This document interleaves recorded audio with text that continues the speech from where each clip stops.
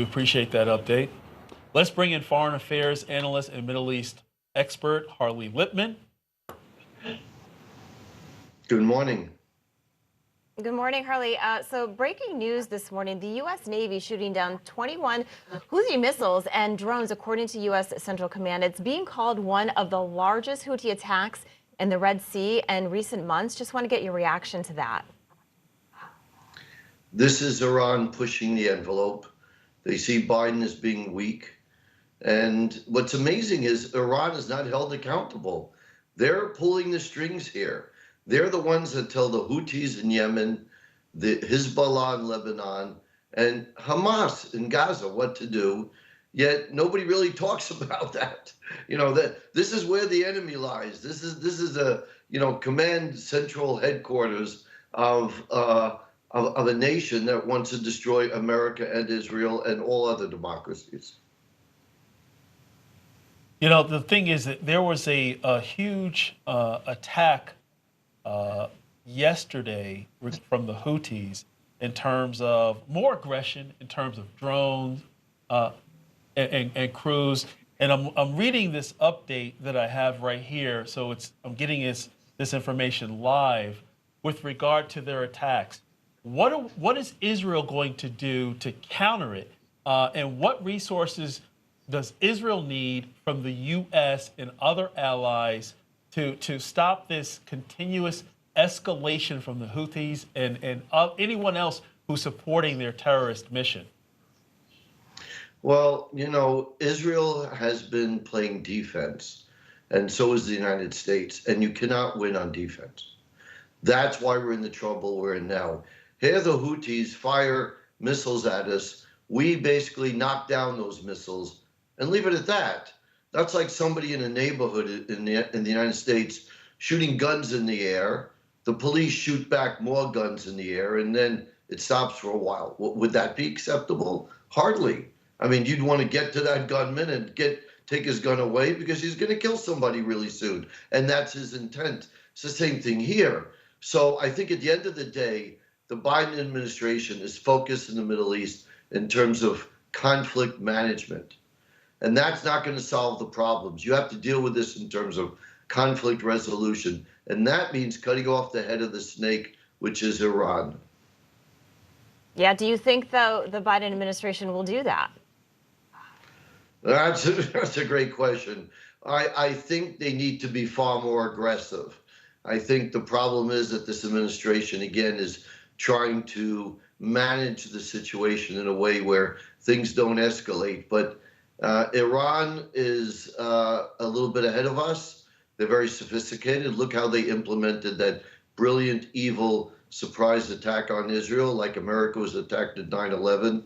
We all have to work together to fight radical Islam. Israel is isolated, surrounded by, it has 6 enemies around them. A lot of people don't know this, but the Houthi flag, their national flag, says right on the top of it, "Death to the Jews." It just says everything. So, this is a nation that is hostile to another people who don't even live near them. Israel doesn't have any grievance with Yemen or the Houthis, but the Houthis want to eliminate Jews along with Hezbollah, Hamas, and Iran.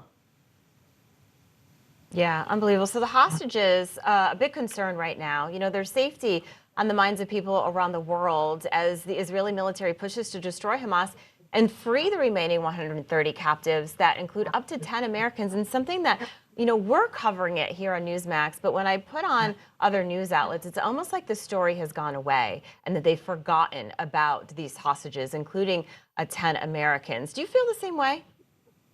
Completely. It's the scariest thing of all. You're like in another world.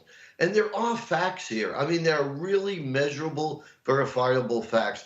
Hamas, and let's just look at this for a second. Who's more pro-Palestinian, Hamas or Israel? Well, Hamas, if you ask it, well, let me start this way. If you ask any Palestinian what they want, let's say they'll say, "I want my own country." Well, Hamas doesn't want a Palestinian nation. They made it very clear. They want a caliphate.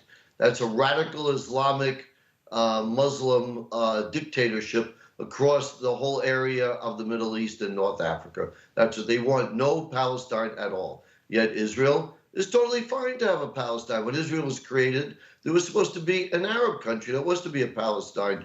Israel was totally fine with it. It was the Arab world that refused to accept Israel. And that's the heart of the whole problem in the Middle East. Israel, many times with many presidents, both with American presidents, Israeli presidents, went to the Palestinians to make peace, to give them their own nation. Each time they never accepted it. When people go for all or nothing, they often end up with nothing, and that's the problem with the Palestinians. And I want to say something else about that statistic I heard in your news program a moment ago about 64% don't want a two-state solution, 7% or I don't remember exactly what it was, but supports Hamas or doesn't think they committed atrocities. See, this is the difference between Israeli and Palestinian society.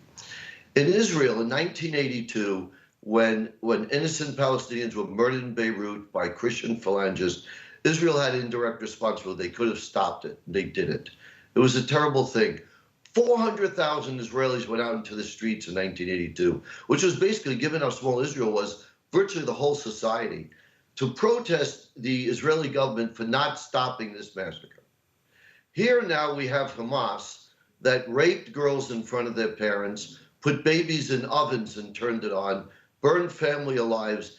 Even people, there's a woman, Miriam Silverman, who would take Palestinians to Israeli hospitals to be treated for cancer, for chemo and radiation. These people were the most pro-Palestinians ones on the border, and the poorest of Jews. That's why they're living in kibbutz. And yet they were tortured and murdered, and they were taught to be tortured. So what I'm saying is, here's the difference. Israelis are accountable. They are compassionate. They are trying to avoid civilian casualties. But there wouldn't be one Palestinian casualty. There would be one Palestinian death if Israel wasn't attacked by terrorists who came across the border, not just to kill, but to humiliate and torture and rape, which they did for hours and hours. And then Israel went back to defend itself. And it's Hamas that's responsible. When you hide in a hospital and you fire rockets or in a house into an Israeli home, that hospital loses its protected status. You, Hamas, are putting Palestinian people in danger. And why is it that there isn't one air raid shelter in Gaza? Not one, because Hamas doesn't care about their own people. And those are the facts. But Harley, the thing is that whether you think about Egypt's response, Saudi Arabia, or Jordan, they all didn't want to take in Palestinians in Gaza, from Gaza. However, those particular countries I just mentioned and other Arab nations are needed if there is going to be a two-state solution to come to the table and try to coalesce other Arab nations and factions within those nations to bring about that two-state solution if it's ever going to materialize. What are your thoughts on that? And is the Biden administration the type of administration that's needed, or do we need to pivot to Trump? Well, I'll say, you let the cat out of the bag mentioning two-state solution. And I think, as strange as it may sound for me to say this, I think ultimately that may be the solution.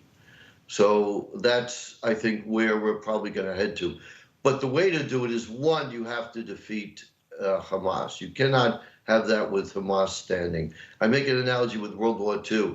Why is it that 80 years later, after World War II, neither Japan nor Germany have any interest in war? They were the most warlike nation, 100 years ago, and yet they're not like that at all. Why? Because they were utterly and totally defeated. And that's how you have closure in warfare. So the only way you're going to really finalize this conflict, everybody's saying they're always fighting, they've been fighting for centuries. Not true. You can have closure when you defeat your enemy and they cry uncle. And then after that, who can take over in Gaza? You go to the local clans who Hamas took power from. There are people that are local leaders within Gaza, and these people are respected, and I think that those people should be reached out to. Also Israel, the Shin Bet and the Mossad have a list of names of people in Gaza who, while may have worked for Hamas, they're more technocrats, they're not ideological. I think those people can be reached out to, and the hope is that they look around in the same way Germans and Japan and Japanese after World War II looked up and saw 70% of their country was destroyed. They said, this is what war brings us. We don't want it anymore.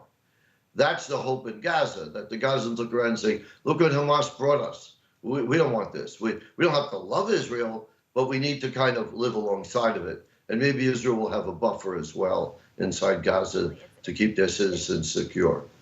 Yeah, it's a very complex situation. Harley Lippman, thank you so much for joining us this morning, sir. Thank you. Well, my pleasure. Thank you for having me.